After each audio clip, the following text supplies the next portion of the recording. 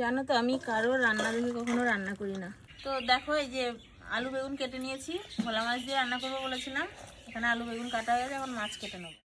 এই ভোলা মাছের একটা সুবিধা জানো, এই যে এটা কাটতে হয় না, দেখো এটা টান দিলে চলে আসে, দেখো সবটা উঠে চলে আসবে। দেখো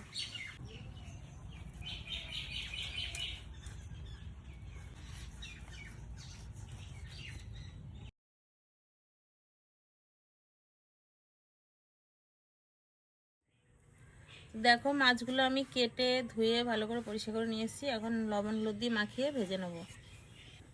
লবণ দিয়ে দিলাম, হলুদ,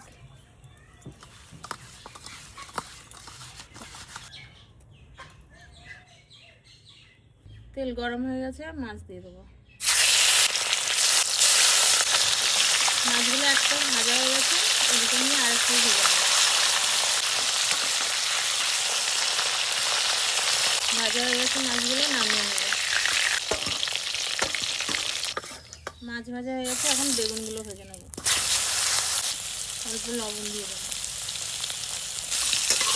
তো দেখো বেগুনগুলো ভাজা হয়ে গেছে, নামিয়ে নেব।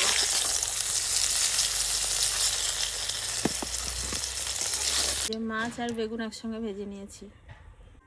এবার তেলে জিরে ফোড়ন দেবো, পেঁয়াজ কুচি দেবো, একটু হালকা করে ভেজে নেব। পেঁয়াজগুলো লাল করে ভেজে নিয়েছি, এবার আলুগুলো দিয়ে দেবো।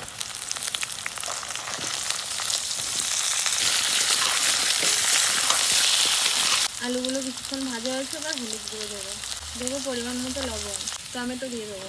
এখন বেটে রাখা মশলাগুলো দিয়ে দেবো। এখানে আছে আদা, রসুন, জিরা আর পেঁয়াজের পেস্ট। মশলাগুলো দিয়ে এবার ভালো করে কষে নেবো। মশলাটার কাঁচা গন্ধ চলে গেছে, এখন দিয়ে দেবো লঙ্কা গুঁড়ো। এখন অল্প করে জল দিয়ে দেবো, যাতে লঙ্কাটা না পুড়ে যায়, তাকে ভালো করে কষে নেবো।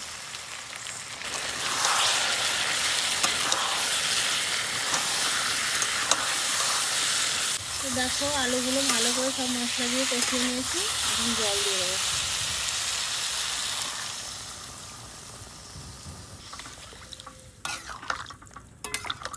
ঝোলটা ফুটে উঠেছে, ভেজে রাখা মাছগুলো দিয়ে দেবো। দেখো ঝোলে মাছটাও দিয়ে দিয়েছি, অনেকক্ষণ হয়ে গেছে। এবার ভেজে রাখা বেগুনগুলো দিয়ে দেবো।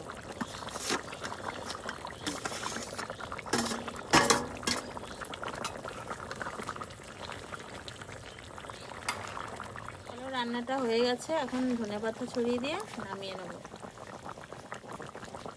জানো তো আমি কারো রান্না দেখে কখনো রান্না করি না।